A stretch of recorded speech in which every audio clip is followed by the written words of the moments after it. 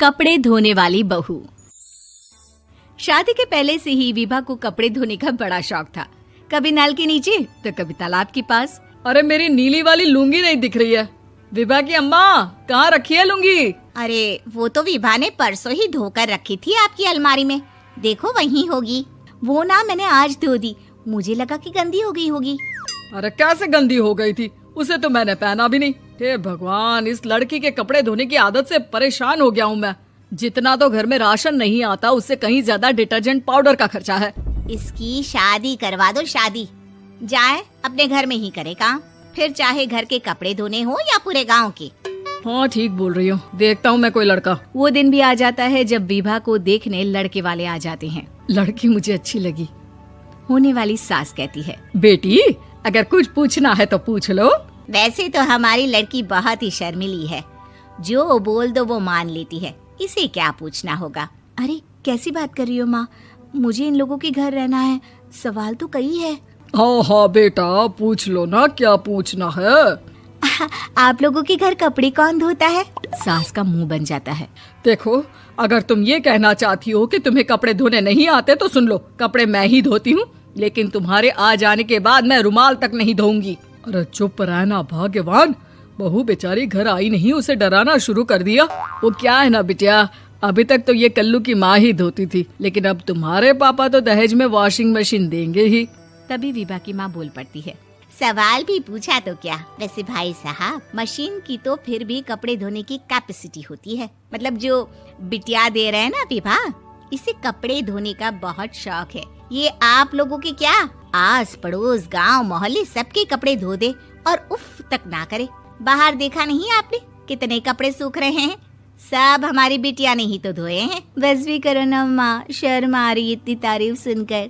और तो और एक दाग निकाल कर दिखाओ तो मान जाओ। हाँ अच्छा, माफ करना बेटा, मैंने गलत समझा।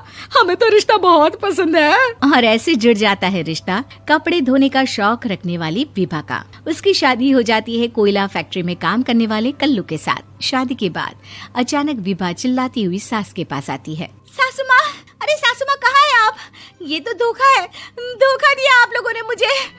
इसे ससुर के चक्कर के बारे में पता चल गया। अरे तो उसमें तुझे क्यों धोखा मिला है? अरे नल में पानी नहीं आता, कपड़े कैसे कब धुलेंगे? अच्छा, तू पानी नहीं आ रहा उसकी बात कर रही है। तो आपने क्या सोचा? कुछ नहीं।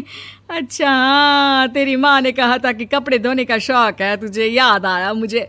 शौक बोलकर कपड़े धोने वाले मेरे जुनून को कम ना आके सासू माँ, कपड़ा धोना मेरा गुरूर है। तभी पति भी वहाँ आ जाता है। अभी मैंने इसे सनी देओल की फिल्म दिखाई है, उसी के डायलॉग मार रही है माँ। अच्छा सुन, साफ साफ बता रही हूँ, पानी सुबह 4 से 6 और शाम को 10 से 12 आता है, समझी? विभा टाइमिंग सुनकर हैरान हो जाती है। ये क्या भूतों का मोहल्ला है?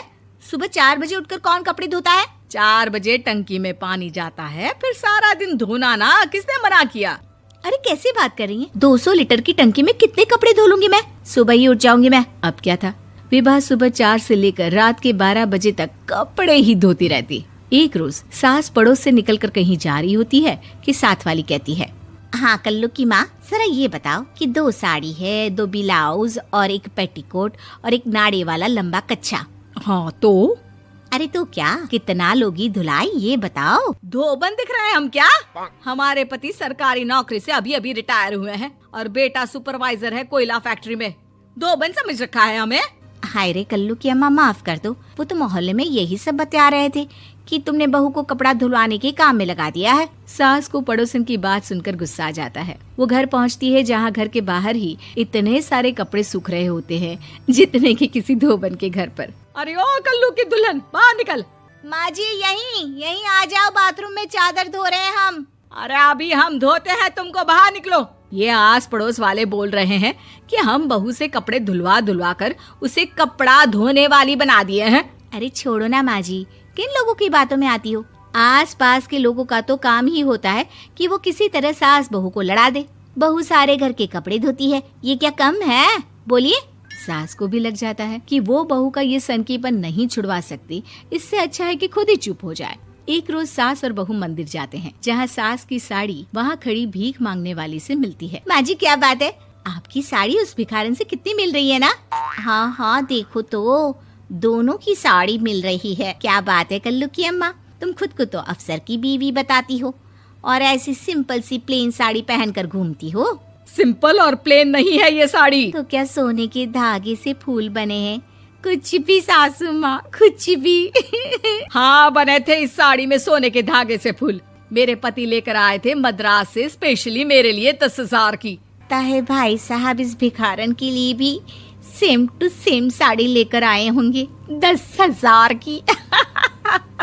सास उस वक्त तो कुछ नहीं कहती, लेकिन बहू के साथ घर आती है और अलमारी से एल्बम निकाल कर लाती है। ये साड़ी देख रही है, ये वही साड़ी है जिसे मैंने अभी पहना था।